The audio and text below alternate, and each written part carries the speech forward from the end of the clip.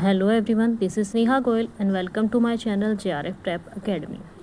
सो हम आजकल UP triple S C PET, UP PSC, PCS और भी अदर एग्ज़ाम जो यूपी में होने वाले हैं उनकी, यूपी में क्या और भी अदर एग्ज़ाम जो अदर स्टेट्स में भी होने वाले हैं उनके लिए हम पढ़ रहे हैं। आजकल ज्योग्राफी, हिस्ट्री, पॉलिटी, ये सब चीज़ें हम पढ़ रहे हैं। तो उसी में एक इम्पोर्टेंट टॉपिक आता है भारतीय राष्ट्रीय आंदोलन या क्रांतिकारी आंदोलन आप कह लीजिए। इसमें सबसे पहला आंदोलन आता है वसुदेव बलवंत फड़के जी का, जो कि 1983 में किया गया था और महाराष्ट्र में इसका आयोजन किया गया था और ब्रिटिश शासन को उखाड़ फेंकना इसका उद्देश्य था। तो वसुदेव बलवंत फड़के जी जो हमारे भारत के प्रथम क्रांतिकारी कहलाए थे, उन्होंने ये क्रांतिकारी विद्रोह किया था। चापेकर बंधुओं ने 1997 में ब्लैक कमिश्नर रैंड की हत्या कर दी थी और इसके प्रमुख नेता इनके साथ थे दामोदर जी और ये जो चापेकर बंधु थे बालकृष्ण और वासुदेव चापेकर जी। अनुशीलन समिति की बात अगर करें तो ये थी 1902 में बनाई गई थी और इसकी स्थापना कलकत्ता में की गई थी। उद्देश्य था इसका गुप्त क्रांतिकारी गतिविधियाँ, और इस समिति को बना करके गुप्त तरीके से इन्होंने कुछ क्रांतिकारी गतिविधियों का आयोजन किया था और इसके नेता थे प्रफुल्ल चाकी जी, बारिन घोष और अरविंद घोष जी। ठीक है। मुजफ्फरपुर बम कांड जो कि 1908 में किया गया था, घटना थी जज किंग्सफोर्ड पर बम हमला किया गया था और नेता खुदीराम बोस और प्रफुल्ल चाकी इसके प्रमुख नेता थे। परिणाम था इसको खुदीराम बोस जी को फांसी दी गई थी और भारत का सबसे युवा शहीद जो था वो यही थे, खुदीराम बोस, जिनको फांसी दी गई थी 18 वर्ष की उम्र में। आइए बात करते हैं अलीपुर षड्यंत्र केस की, जो कि 1908 में किया गया था और घटना थी बम फैक्ट्री का भांडाफोड़ और नेता थे, इसके प्रमुख नेता थे अरविंद घोष और बारिन घोष जी, और इसका परिणाम था कई क्रांतिकारी गिरफ्तार कर लिए गए थे। बात करते हैं जर्मन युद्ध मिशन और गदर पार्टी की, जो कि 1914 या 1915 में गठित की गई थी। उद्देश्य था प्रथम विश्व युद्ध के समय अंग्रेजों के खिलाफ विद्रोह करना और इसके नेता थे लाला हरदयाल, करतार सिंह सराभा, ऋषि बिहारी बोस, और स्थान था अमेरिका और पंजाब में। गदर पार्टी का जो गठन किया गया था वो अमेरिका में किया गया था और पंजाब में किया गया था।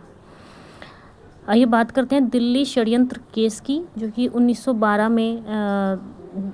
में किया गया था और इसकी घटना थी वायसराय लॉर्ड हार्डिंग पर बम का हमला किया गया था और इसके प्रमुख नेता रहे हैं ऋषि बिहारी बोस और बसु और सचिन। ठीक है, तो आप लोग याद रखिएगा, ये काफ़ी इंपॉर्टेंट चीज़ें मैं करा रही हूँ और बहुत ही कम समय में इनको करा रही हूँ। तो चैनल को सब्सक्राइब और वीडियो को लाइक करना बिल्कुल भी ना भूलें।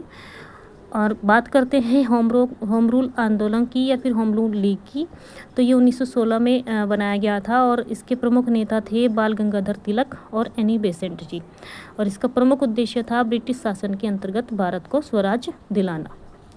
ये बात करते हैं हिंदुस्तान रिपब्लिकन एसोसिएशन HRA की, जो कि 1924 में बनाया गया था। स्थापना इसकी कानपुर में की गई थी और आपके नेता थे राम प्रसाद बिस्मिल, चंद्रशेखर आज़ाद, योगेश चंद्र चटर्जी जी, और इसका उद्देश्य था सशस्त्र क्रांति द्वारा आज़ादी, यानी कि शस्त्रों के साथ क्रांति करिए और आज़ादी पाइए। काकोरी कांड जो कि 9 अगस्त 1925 में किया गया था, घटना थी ट्रेन से सरकारी धन लूटना और नेता थे इसके राम प्रसाद बिस्मिल, अशफाकुल्ला खां, राजेंद्र लाहिरी जी और रोशन सिंह जी। परिणाम क्या हुआ था इसका? परिणाम हुआ था नेताओं को फांसी हो गई थी और काफ़ी कुछ नुकसान भारत को झेलना पड़ा था। तो Hindustan socialist Republican association HSRA 1928 में, और इसका गठन किया गया था HRA यानी कि हिंदुस्तान रिपब्लिकन एसोसिएशन से इसको गठित किया गया था, मतलब उसी से विकसित हुई थी ये, और नेता थे इसके भगत सिंह, चंद्रशेखर आज़ाद, सुखदेव और राजगुरु। उद्देश्य रहा है इसका इनकलाब जिंदाबाद के नारे के साथ समाजवादी भारत का निर्माण करना। ये बात करते हैं साइमन कमीशन विरोध की, जो कि 1928 में बनाया गया था। इसकी घटना थी लाठीचार्ज में लाला लाजपत राय जी घायल हो गए थे और उनकी मृत्यु हो गई थी। परिणाम हुआ था इसका भगत सिंह और साथियों ने सैंडर्स की हत्या कर दी थी।